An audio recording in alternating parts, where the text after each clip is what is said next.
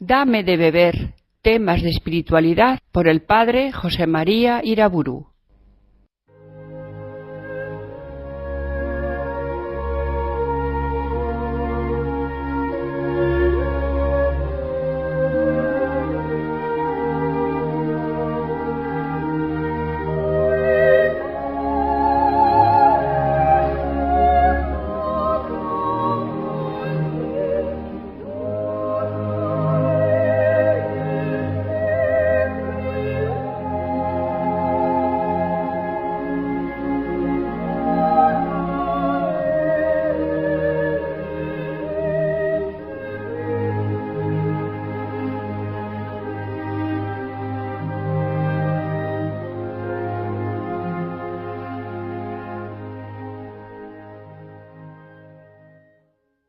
En el nombre del Padre, del Hijo y del Espíritu Santo.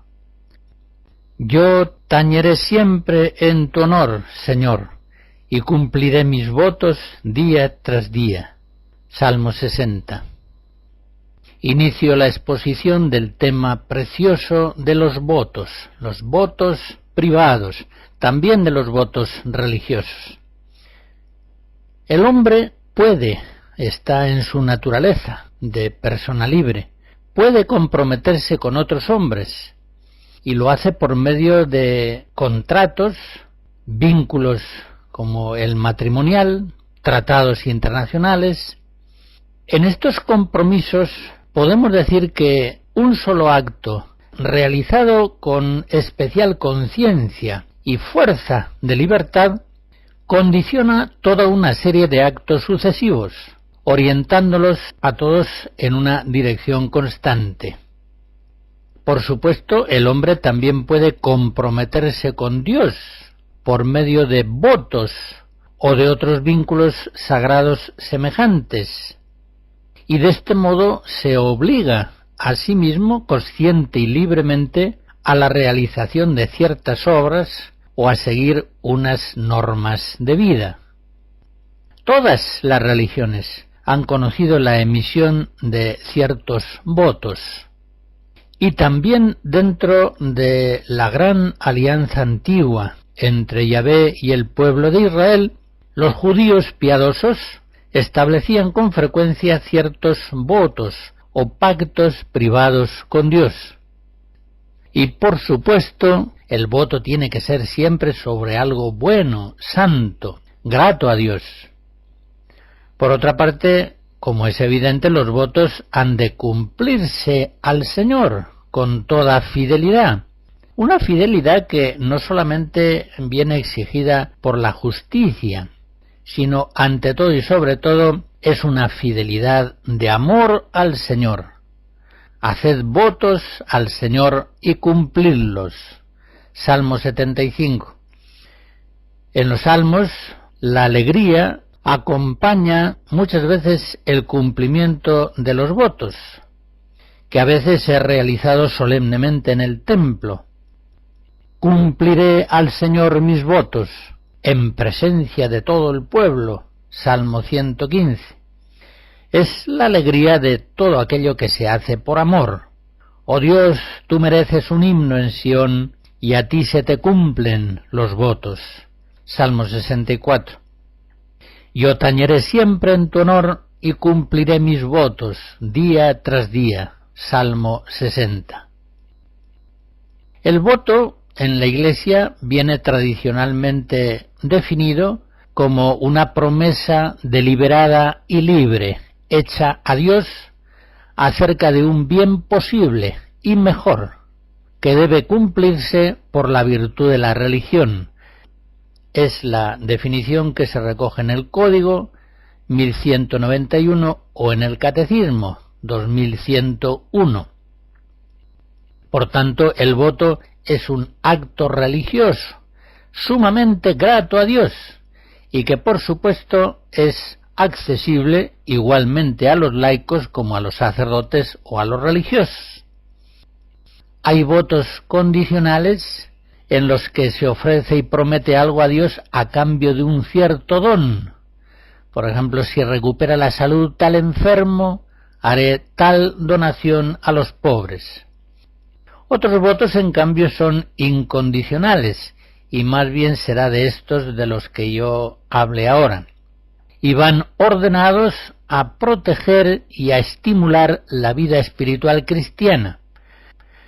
¿Recuerdan cuando hablábamos de la ley y también del plan de vida, cómo considerábamos la gran fuerza santificante de la fidelidad a una ley que nos conduce a la plena libertad del espíritu, del amor? Pues bien, por los votos, el cristiano se obliga libremente con una especie de nueva ley personal que se añade a las leyes generales de la Iglesia. Hago voto, por ejemplo, de rezar todos los días el rosario. Es una ley privada, personal, que no está formulada por la Iglesia, por mucho que ella aconseje el rezo del rosario. Unos votos son públicos, es decir, aquellos que son aceptados por la Iglesia, como es el caso de los votos religiosos. Pero otros son votos privados, formulados individualmente en lo posible con el consejo de un director espiritual. Al hablar de la ley, recordaba cómo en nuestro tiempo hay una alergia a la ley y a todo compromiso definitivo. Y veíamos cómo el luteranismo y el liberalismo estaban como raíces de esa aversión a la ley. Y eso hace, por supuesto, que también los votos tengan en nuestro tiempo una imagen bastante devaluada dentro del camino de la perfección cristiana. Sin embargo, el valor de los votos sigue siendo siempre el mismo, un valor grandísimo para estimular la vida de perfección evangélica. El Vaticano II, por ejemplo, en la Lumen Gentium 44, nos dice que el cristiano, mediante los votos u otros vínculos sagrados con los que se obliga a la práctica de los 3 consejos evangélicos, aquí está hablando de los votos religiosos, hace una total consagración de sí mismo a Dios. La consagración, sigue diciendo el concilio, será tanto más perfecta cuanto por vínculos más firmes y más estables, mejor represente a Cristo unido con vínculo indisoluble a su Iglesia. El texto conciliar se refiere, como hemos visto, a los votos religiosos, pero el fondo de todo lo que dice es perfectamente válido para encarecer el valor de los votos privados que pueden hacer los seglares, que pueden hacer los sacerdotes y que también pueden hacer los mismos religiosos, añadiendo esos votos privados a los públicos que ya tienen emitidos por su profesión religiosa. Si queremos considerar la naturaleza profunda de los votos que se hacen en forma pública o privada, llegamos a entender que el voto es una alianza pactada entre Dios y el hombre. El hombre hace voto de una obra buena porque ha llegado al convencimiento de que Dios quiere dársela a hacer. y emite el voto para ayudarse a recibir ese don de Dios, que muchas veces por la flaqueza de la carne o por los condicionamientos del mundo o las insidias del maligno no recibe fielmente. Es decir, si el cristiano se compromete con voto a un cierto bien posible y mejor, es porque cree prudentemente que Dios antes y más se compromete con él a asistirle con su gracia en ese buen intento. Por tanto, en la alianza que se establece con Dios en el voto, la parte más preciosa, firme y santificante es, por supuesto, la parte que corresponde a Dios, que nos concede establecer ese voto y que nos concederá su gracia, nos asistirá con ella para que podamos cumplirlo. Así lo entendía ya el Concilio II de Orange en el año 529, cuando enseñaba: nadie haría rectamente ningún voto al Señor si no hubiera recibido de Él mismo lo que ahora ofrece en el voto. Según aquello que se lee, hace referencia al libro primero de las Crónicas, capítulo 29. Lo que de tu mano hemos recibido, eso te damos. En todo voto cristiano, sea público, sea privado, hay una ofrenda cultual al Señor, es un acto de la virtud de la religión, y por él se está buscando al mismo tiempo una estimulación para ir adelante con más perseverancia y estabilidad por el camino de la perfección que nos lleva a la santidad, a la plena unión con Dios. Escucharemos una segunda serie de fragmentos del Oratorio de Navidad de Juan Sebastián Bach.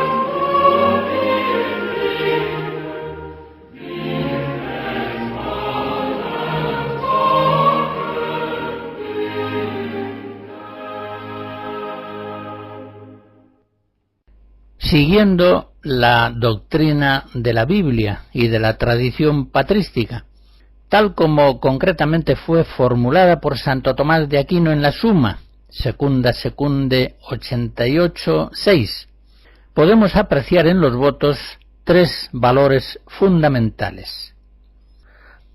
En primer lugar, el voto es un acto de la virtud de la religión, por el cual el hombre da culto a Dios. Recordemos que la virtud de la religión es la más alta de las virtudes morales. En este sentido, la idea del voto y la de consagración se aproximan claramente porque ambas obran bajo el impulso de la misma virtud de la religión. Por eso el Catecismo de la Iglesia, en el número 2102, dice que el voto es un acto de devoción en el que el cristiano se consagra a Dios o le promete una obra buena. Por tanto, mediante el cumplimiento de sus votos, entrega a Dios lo que le ha prometido y consagrado. En segundo lugar, hace notar Santo Tomás, con toda la tradición, como digo, que el voto aumenta el mérito de la obra buena, ya que el hombre, en la obra buena prometida con voto, no sólo ofrece a Dios la obra, sino la misma potencialidad optativa de hacerla o no. Y para explicar esta afirmación acude Santo Tomás a un ejemplo muy ilustrativo. Dice: más se entrega a un hombre al que se le da un árbol con sus frutos que si se le dan los frutos solamente.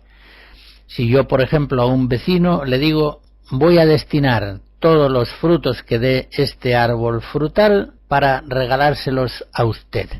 Hago un acto de caridad indudable y valioso, pero en el momento en que quiera dejar de hacerlo, puedo cesarlo.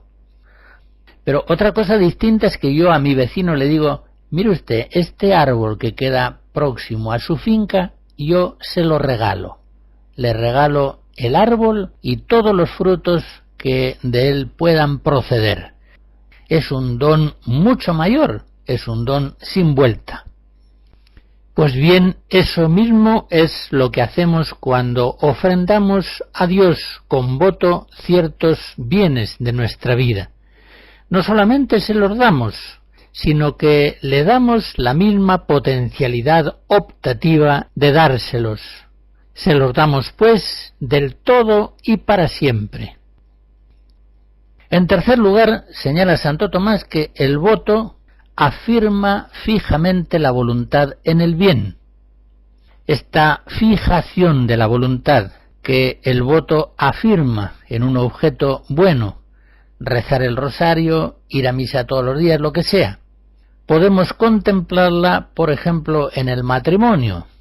La alianza conyugal, por decirlo así, es un voto solemne y perpetuo por el que dos personas prometen amarse y permanecer unidas para siempre. En adelante ya cada uno de los cónyuges no tiene por qué andar preguntándose acerca de si se propone o no seguir amando a la otra persona. El voto, en este caso el sacramento del matrimonio, le asegura que este amor es posible, es diariamente posible, querido y posibilitado por la gracia de Dios. En este sentido, el voto viene a ser como la apertura de una fuente que ha de manar continuamente. Explico esta imagen. Es propio de la persona humana que, después de una reflexión suficiente, realice ciertos actos decisivos, que serán seguidos de otros semejantes en una dirección continua. Un contrato laboral, el vínculo conyugal y tantos otros son actos fuertes, profundos, intensos, meditados, que predeterminan todo un conjunto de actos subsiguientes, orientados siempre en una misma dirección. Podríamos decir que son actos fontales de otros actos semejantes. Y esto, que introduce en las relaciones entre los hombres un factor valiosísimo de estabilidad previsible, esto que libera a la persona de la veleidad de la gana o de las continuas vicisitudes circunstanciales, esto que abre la posibilidad de obras grandes y duraderas, es introducido por el voto en las relaciones del cristiano con Dios. Evidentemente, y esto sin duda no lo entendía Lutero, por muy evidente que sea, perseverar día a día en el voto establecido, lejos de disminuir la libertad en la persona, la perfecciona en grado sumo. Un soltero ciertamente no es más libre que una persona casada, que consciente y libremente se ha unido a otra persona con un vínculo de amor definitivo y estable. Aquella obligación de algo bueno, libremente contraída, que se establece al formular cualquier voto, da lugar precisamente a los actos humanos más intensamente voluntarios, más libres y perfectos, aquellos que son fruto de una fidelidad perseverante. Explico un poquito más el sentido de acto fontal, fuente de otros actos propio del voto, y lo explico con un ejemplo. Un cristiano, supónganse, tiene habitualmente el propósito de ayudar a los pobres, de dar limosna, pero deja que la realización de su propósito no se ajuste a una forma predeterminada y constante, sino que prefiere que sea eventual, intermitente y cambiante. Bueno, pasa el tiempo y, de hecho, da poca limosna, y pocas veces, menos de lo que en conciencia quisiera. Pero supónganse que un día, después de pensarlo y decidirlo bien en la presencia del Señor, realiza un acto frontal, un acto decisivo, un acto predeterminante. Da orden en su banco de que realicen mensualmente una transferencia en favor de una cierta familia pobre, por ejemplo. Bien, en adelante el flujo de esta donación caritativa no va a ser ya intermitente, eventual, no va a estar dependiendo de las ganas o de ciertas circunstancias que puedan conmover la sensibilidad compasiva de la persona. No, por medio de esta determinada determinación de dar una cierta cantidad mensual a una familia, en una orden de transferencia que va a seguir funcionando hasta nueva orden en contrario, logra este cristiano que su voluntad, con facilidad y perseverancia, realice una obra buena, una obra de caridad hacia el prójimo que no realizaría con una constancia semejante si esta obra quedase simplemente al discernimiento y a la decisión de cada momento. Pensemos que para realizar una obra buena es preciso que el hombre piense, discierna, elija y finalmente realice. Y este proceso mental volitivo ejecutivo, que muchas veces ha de ser realizado con prisa y bajo múltiples presiones circunstanciales de la familia, del ambiente, viene a ser como un camino sumamente vulnerable a los engaños del diablo, que se cierne sobre el caminante como un salteador. Por eso fracasan una y otra vez tantas de aquellas obras buenas que han de ir decidiéndose en cada caso, una a una. Hoy voy a misa o no voy. Voy a la oración o lo dejo para más tarde. Y luego resulta que ciertos compromisos me impiden hacerla. 100 fallos en el discernimiento, más o menos conscientes, y 1000 demoras en la ejecución, más o menos deliberadas, van abortando innumerables veces el nacimiento de las buenas obras que Dios quería conceder al cristiano que realizase. Y aunque así van pasando los años, en interminables experiencias de propósitos incumplidos, el cristiano muchas veces no se resuelve a tomar una decisión de una vez por todas. Prefiere mantener su vida libre de lazos obligatorios. Prefiere que siga siempre abierta a las invitaciones y solicitaciones cambiantes de la propia gana o del mundo circunstante. En otras palabras, prefiere conservar su propia vida. Pues bien, que recuerde a este propósito las palabras de Jesús en Lucas 9. El que quiere salvar su vida la perderá. En cambio, el que pierda su vida por amor a mí, ese la salvará. Cuando un cristiano, sea religioso, sea laico, sea un sacerdote secular, se obliga ante Dios con un voto, prometiéndole una obra buena, pierde libertad, pero la pierde para ganarla. Se obliga para ser más libre. Obra de un modo muy grato a Dios. Y desde luego da un disgusto tremendo al diablo, que ve su labor de engañador y tentador grandemente dificultada por el voto.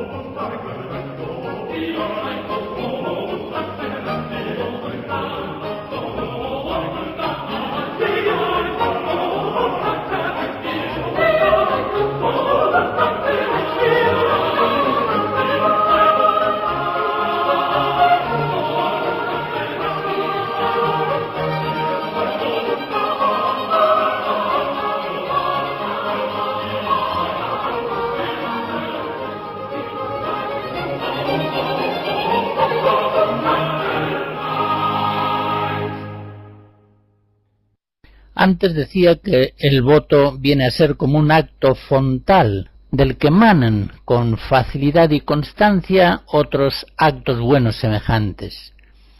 Ahora bien, cuando se inaugura una fuente, sabemos que su flujo va a continuar en forma automática y en cierto modo necesaria, pero los votos son actos positivos prometidos por el hombre que no tienen asegurada su existencia permanente por una inercia automática y necesaria.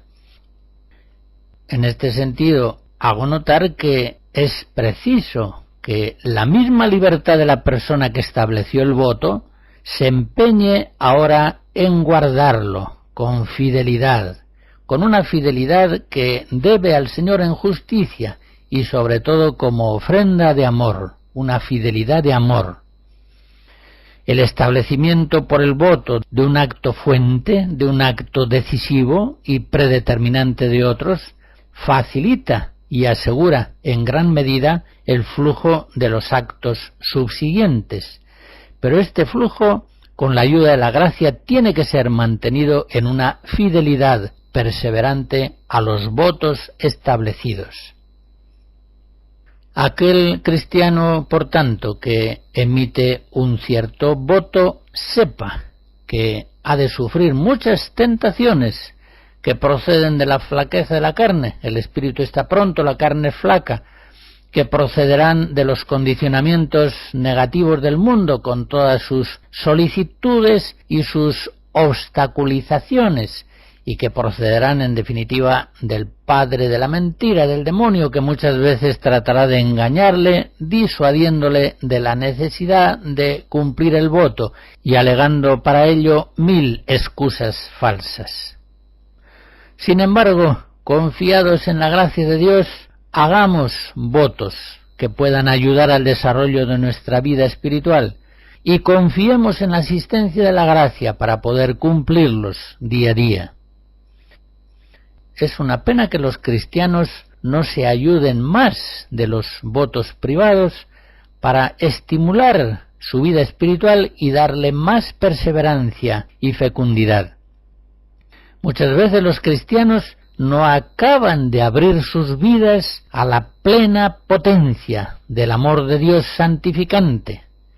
Incluso los mejor intencionados, ¿cuántas veces son cristianos muy flojos, cambiantes, atentos siempre a las solicitudes diarias del mundo, vulnerables en grado sumo a los estados de ánimo que experimentan?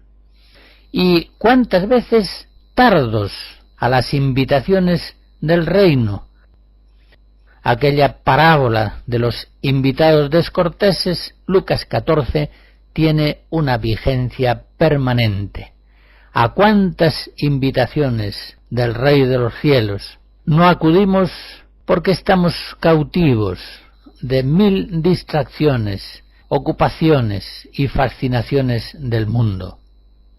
Por eso uno se pregunta, ¿no querrán los cristianos laicos, concretamente, fortalecer con la gracia de Dios sus propósitos buenos, tantas veces ineficaces, sujetándolos a una regla, es decir, obligándose con votos, al menos en aquellos aspectos de su vida más decisivos, en aquellos que más claramente requieren la confortación de los votos?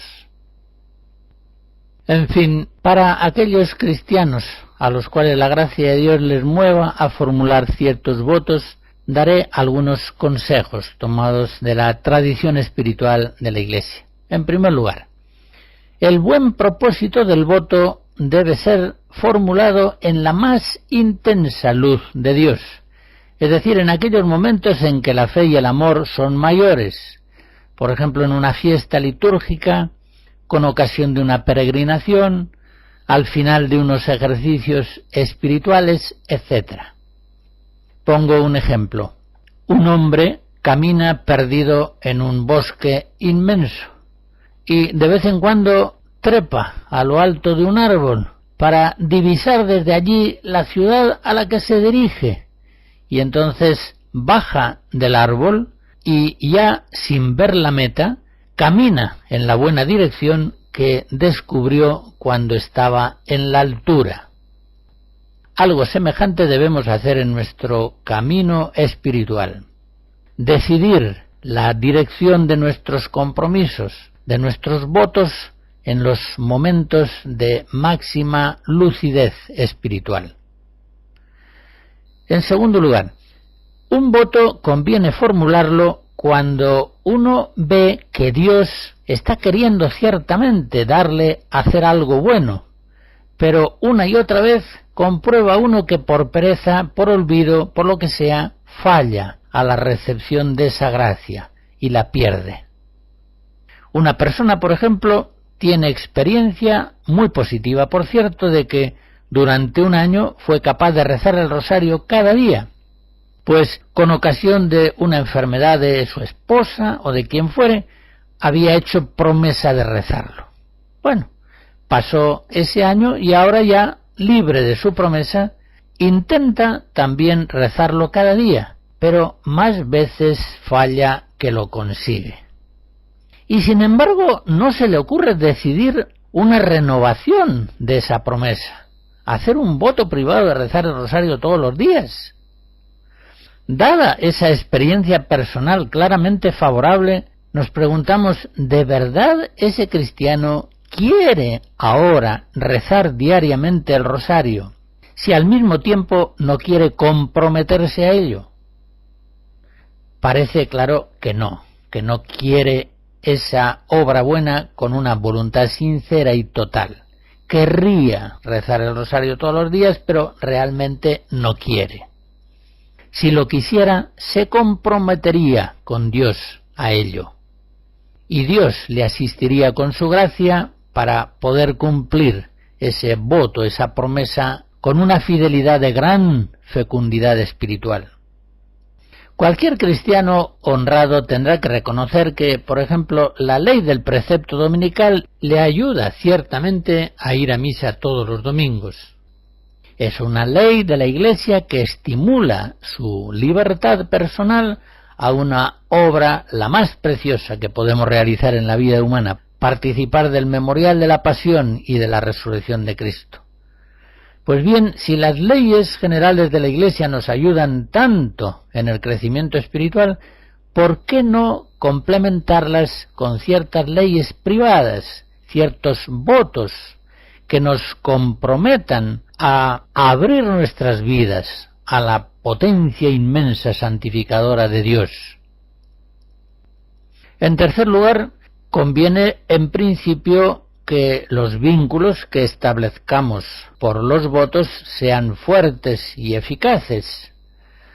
Recordamos aquel texto aludido antes del Vaticano II, donde se nos decía que el compromiso que se adquiere con Dios será tanto más perfecto cuanto por vínculos más firmes y estables se haya establecido.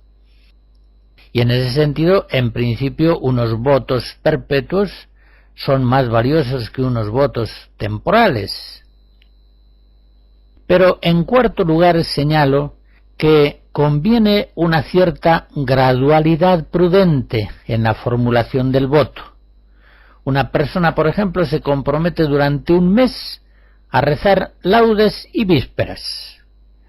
Y después, cuando ve que puede con ello y que le va bien, es decir, cuando comprueba que Dios le da la gracia de hacer esa buena obra, entonces promete hacerlo durante todo el año.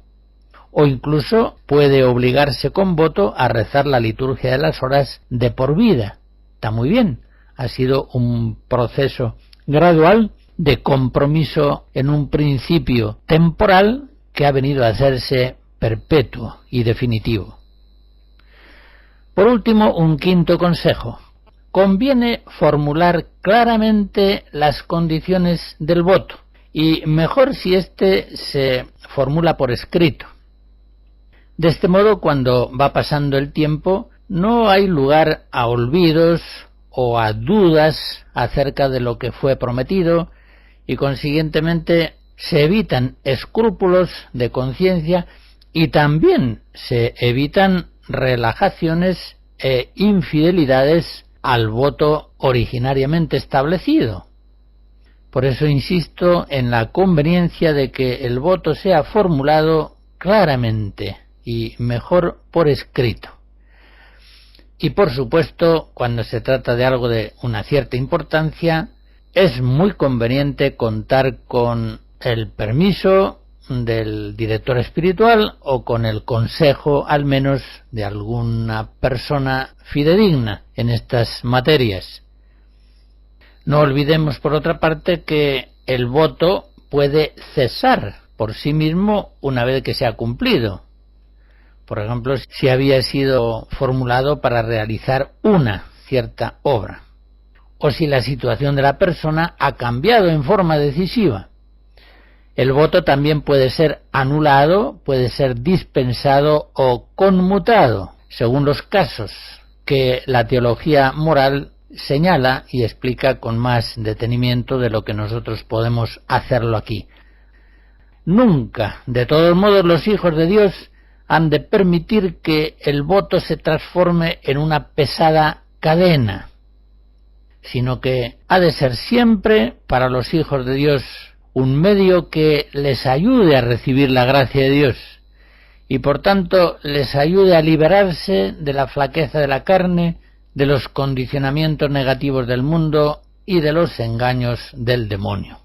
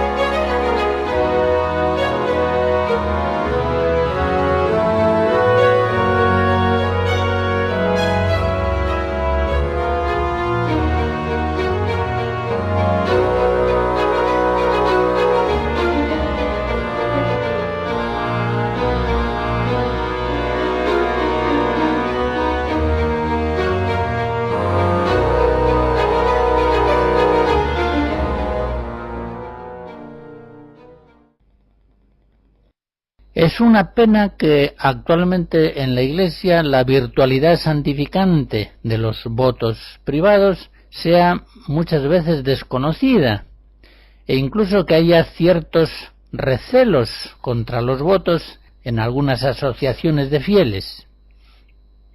Rehúyen los votos y prefieren otras formas de vinculación con Dios.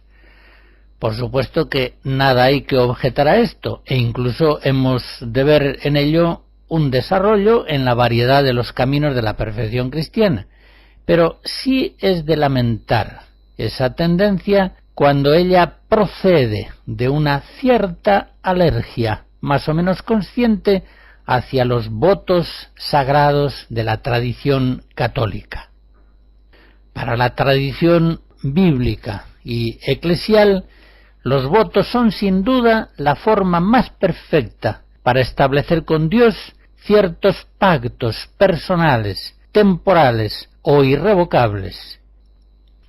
Y así piensa también hoy el magisterio apostólico, como lo comprobábamos en aquel texto de la Lumen Gentium 44.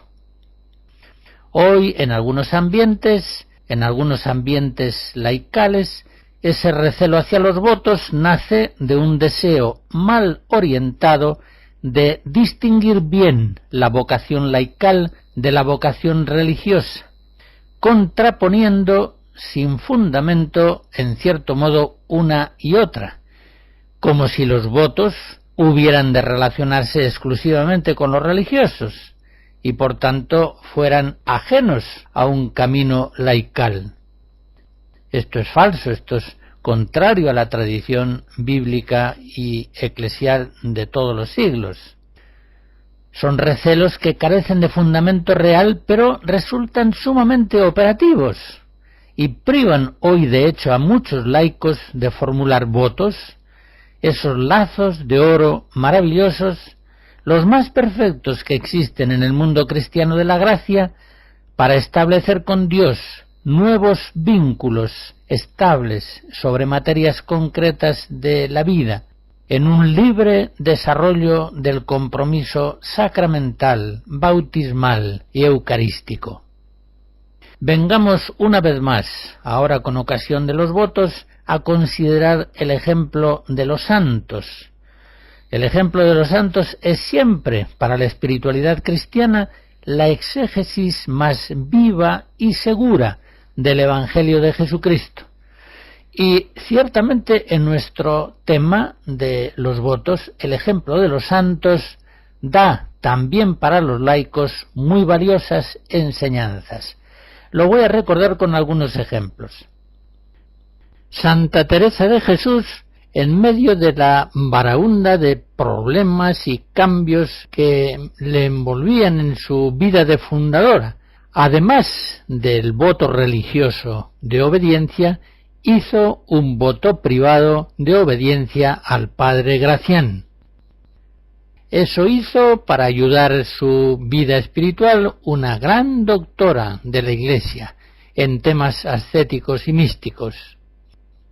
Santa Margarita María de Alacoque sentía una gran repugnancia para acudir al locutorio. Eran muchas las personas que querían hablar con ella, consultarle acerca de las apariciones del Sagrado Corazón, etc.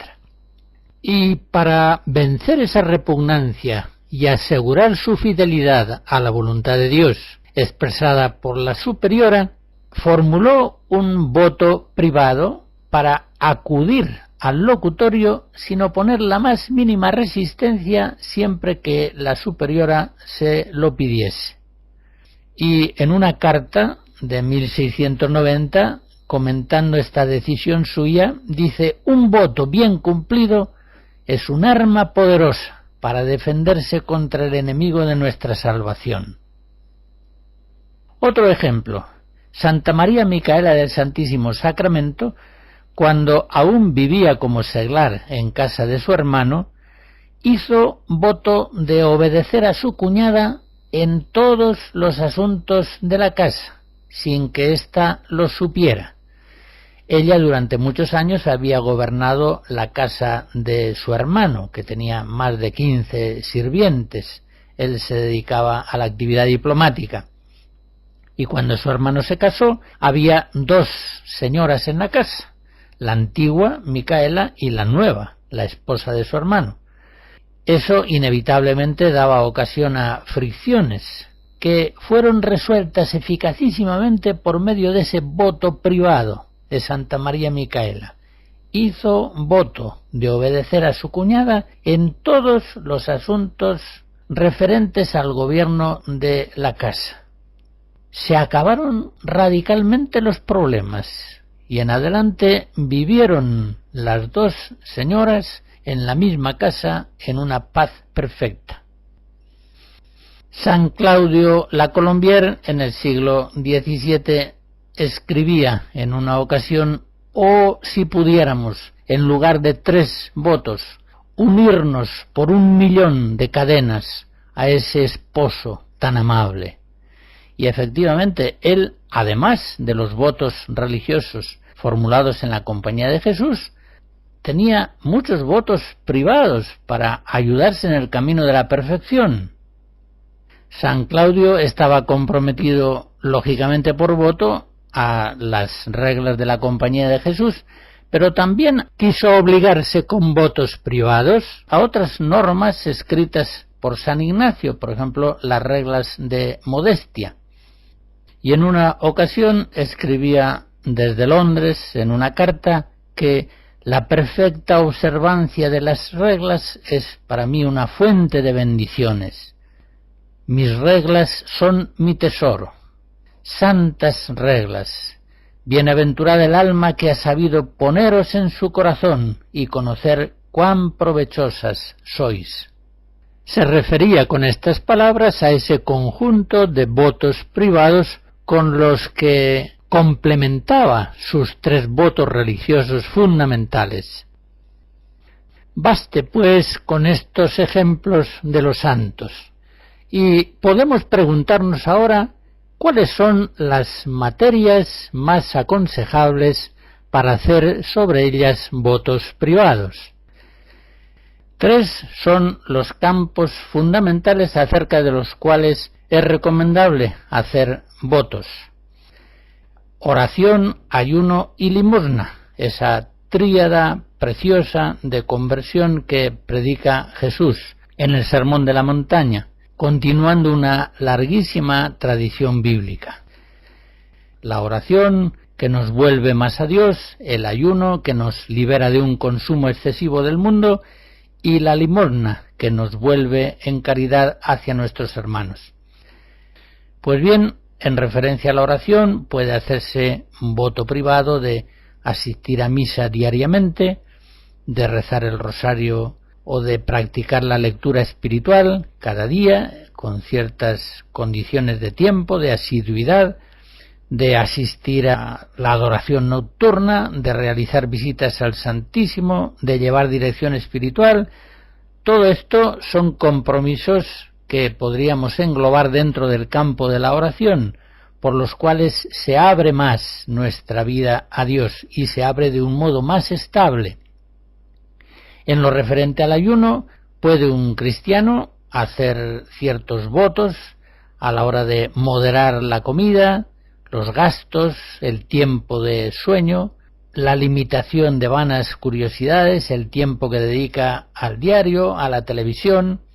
Puede, con el voto, alejarse de ciertas costumbres mundanas nocivas para él, asistencias a espectáculos, a bailes, piscinas, playas, ciertos viajes inútiles. En lo referente a la limosna, puede por voto obligarse a ciertas ayudas económicas a una familia, a una obra buena, asistencial, apostólica. Puede también comprometerse a asistir periódicamente visitando a personas ancianas, enfermas, que están solas. Puede comprometerse a dar catequesis en la parroquia. En fin, tantos modos de limosna, de darse uno mismo y de dar a los hermanos de sus propios bienes. Pero el voto va a asegurar a todas esas buenas acciones de oración, de ayuno y de limosna una estabilidad perseverante, que con la gracia de Dios habrá de mantenerse fielmente con grandes acrecentamientos de la vida espiritual. Bastará normalmente con 2 o 3 votos formulados sobre algunos aspectos claves de nuestra vida.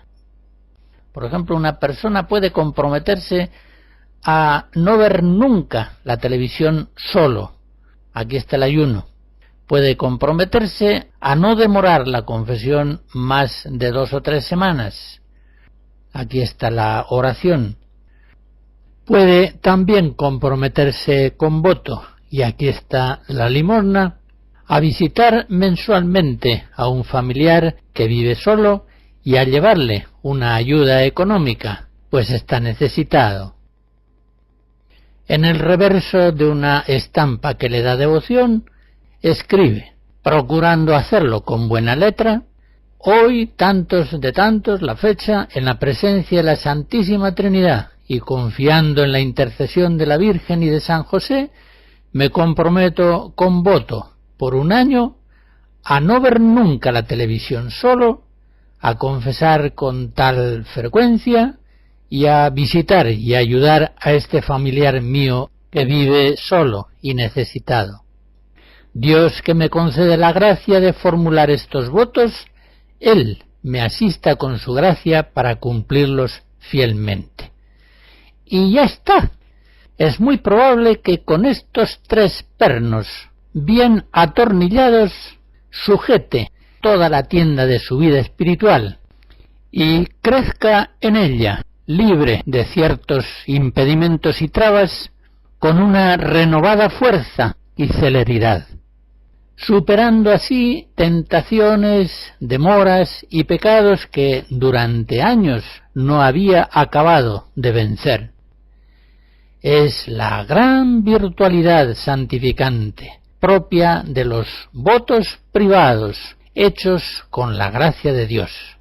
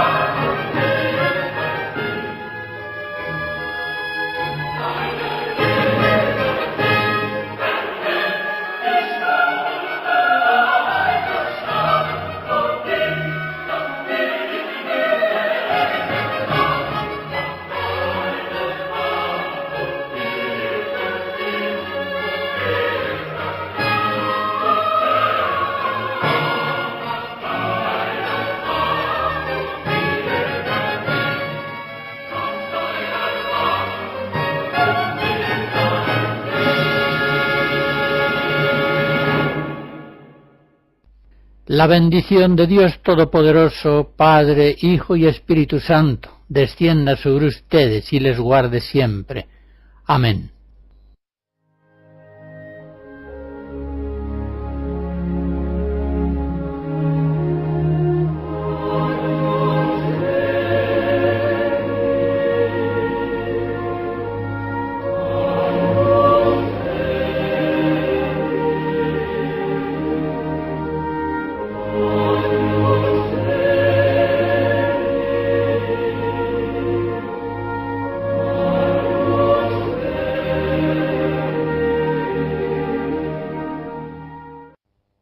Hemos escuchado Dame de beber, temas de espiritualidad por el padre José María Iraburu.